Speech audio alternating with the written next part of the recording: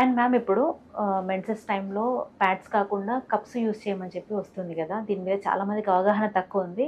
Cups వల్ల problems ఏమైనా ఉన్నాయా ఫ్యూచర్‌లో? ఎలా ఉంటుంది అసలు వాడకం అనేది ఒకసారి ఎక్స్‌ప్లెయిన్ చేయండి? అంటే మన ప్రాసెస్ ఎప్పటి నుంచి వచ్చిందంటే ఫస్ట్ అంటే ఓన్లీ క్లాత్ వాడేవాళ్ళు. హ్మ్. సో అది ఇన్ఫెక్టివ్ అని అందరికీ తెలుసు. హ్మ్. అది స్టాప్ చేసి శానిటరీ ప్యాడ్స్ వచ్చింది. ఎందుకంటే యాహ్! ఆ టైంలో అది ఉండే. హ్మ్. సో శానిటరీ ప్యాడ్స్‌లో కూడా డిఫరెంట్ రకాలు ఉన్నాయి. మీకు అలర్జిక్ ఉంటే అలర్జిక్ కాకుండా కొంచెం క్లాత్ టైప్‌లో కూడా ఇప్పుడు కొత్తగా వస్తుంది. హ్మ్. మెడికేటెడ్ ప్యాడ్స్ కూడా వస్తున్నాయి. వాటిని యూజ్ చేయొచ్చు. ఓకే. కానీ ఇప్పుడు మనకున్న పెద్ద ప్రాబ్లమ్ ఏంటంటే ఎన్విరాన్మెంటల్ ప్రాబ్లమ్. అంటే హ్మ్. మనం మన గురించే కాదు, హ్మ్. మన అర్త్‌ని కూడా ప్రిజర్వ్ చేసుకోవాలి. ఈ శానిటరీ ప్యాడ్స్ కానీ ఇవన్నీ కూడా we are adding plastic and everything to the earth. Okay. So వాటి వల్ల ఎంతమంది లేడీస్ కదా, ఇప్పుడు ఒక హాస్టల్ తీసుకుంటేనే ఒక 100 లేడీస్ ఉంటారనుకోండి, అవును. హ్మ్. ఆ 100 ప్యాడ్స్ ని డిస్పోజ్ చేయాలి. అవును. ప్రాపర్ విధానంలో డిస్పోజ్ చేయాలి చేసేటప్పుడు కూడా. సో ఇవన్నీ అవగాహనలోకి పెట్టుకొని గవర్నమెంట్ కానీ అందరు కూడా ఈ మెన్స్ట్రువల్ కప్స్ ని ప్రవేశపెడుతున్నారు. ఓకే. అంటే అవి సిలికాన్ బేస్డ్ ఉంటాయి. ఓకే. సో అవి పెద్ద హానికరం కాదు and they are reusable cups. Okay. So ఆ కప్స్ అనేది అందరూ తీసుకోవచ్చు, నథింగ్ టు వరీ. కాకపోతే మనం ఇంకా వాటికి ఇప్పుడు ప్యాడ్స్ వచ్చిన కొత్తలో ఎలా అయితే ఇమీడియట్ గా ప్యాడ్స్ వాడలేరో, సో దీనికి కూడా కొంచెం టైం పడుతుంది. Okay. But it is a recommended way. పెళ్లికైన అమ్మాయిల దగ్గర నుంచి అందరూ వాడొచ్చు. ఓకే. అంటే కంఫర్ట్ విషయానికి వస్తే నో ప్రాబ్లమ్ మ్యామ్? యాక్చువల్ గా కంఫర్ట్ విషయానికి వస్తేనే చాలా బెటర్ అది. ఓకే. అది వజైనాలో పెడతాం కాబట్టి మీకు ప్యాడ్స్ కూడా అవసరం ఉండదు. ఈవెన్ ఆ మెన్సెస్ టైంలో అంటే అమ్మాయిలు ఎవరైతే యూజ్ చేస్తున్నారో దే ఆర్ వెరీ హ్యాపీ.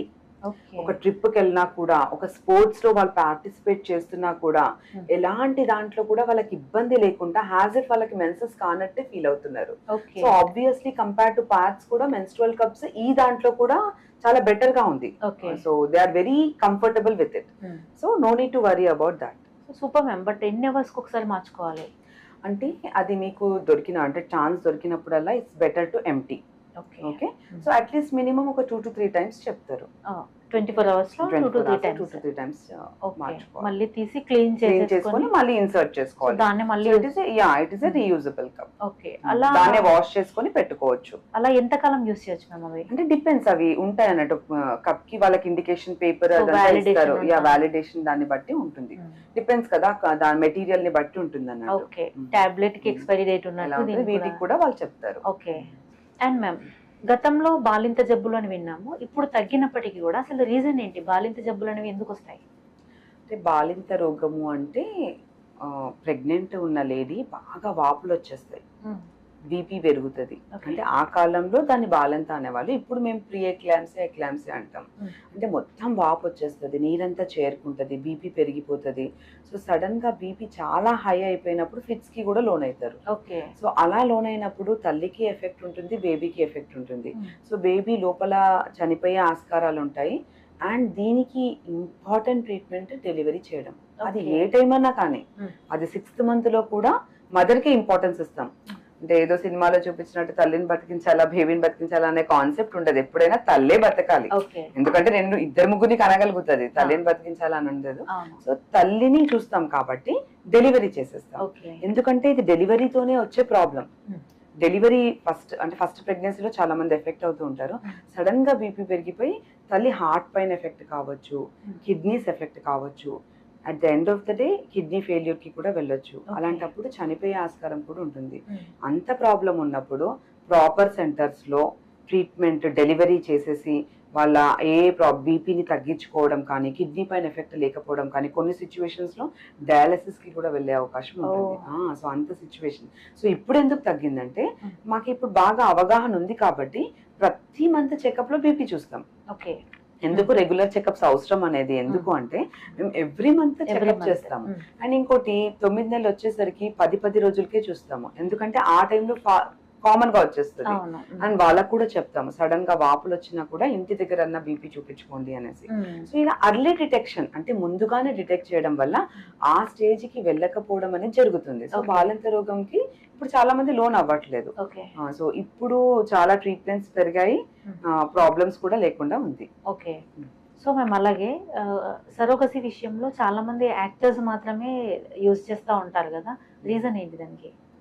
అంటే యాక్టర్స్ నిజంగానే వాళ్ళ మెడికల్ ప్రాబ్లమ్ కి కూడా వెళ్ళొచ్చు, ఎందుకంటే ఇది నేను చెప్పాను కదా, గర్భసంచి ప్రాబ్లం ఉంటేనే సరోగసీకి వెళ్తారు. సో యాక్టర్స్ లో కూడా ఒక్కొక్కసారి వాళ్ళు ఫస్ట్ ప్రెగ్నెన్సీ నార్మల్ గానే కంటారు, తర్వాత సరోగసీకి వెళ్తారు. మేబీ ఆ టైంకి వాళ్ళకి ఏమైనా గర్భసంచికి చిన్న గడ్డ రావడం కానీ, పొర ఎఫెక్ట్ కావడం కానీ, సో వాళ్ళకి మెడికల్ గా అడ్వైస్ చేసి ఉంటారు.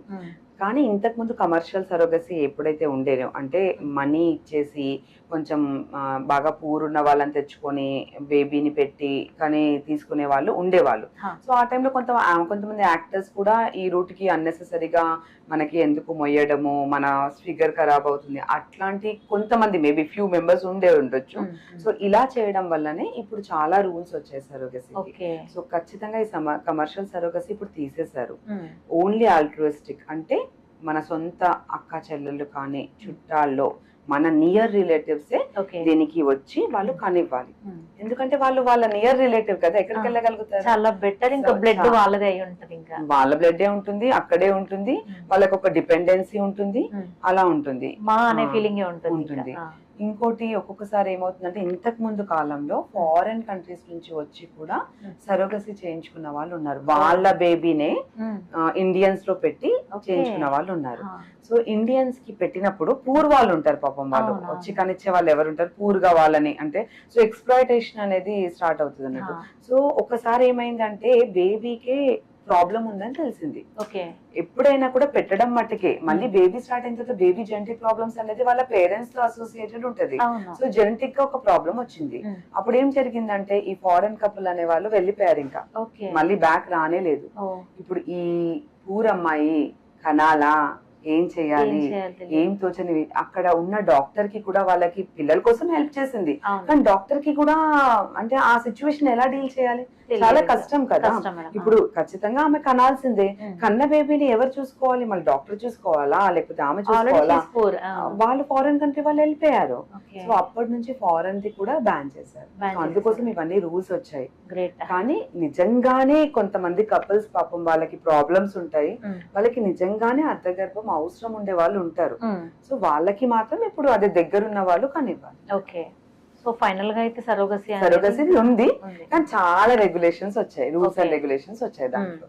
Okay ma'am, thank you so much. చాలా డౌట్స్ కి అయితే క్లారిటీ వచ్చేసింది.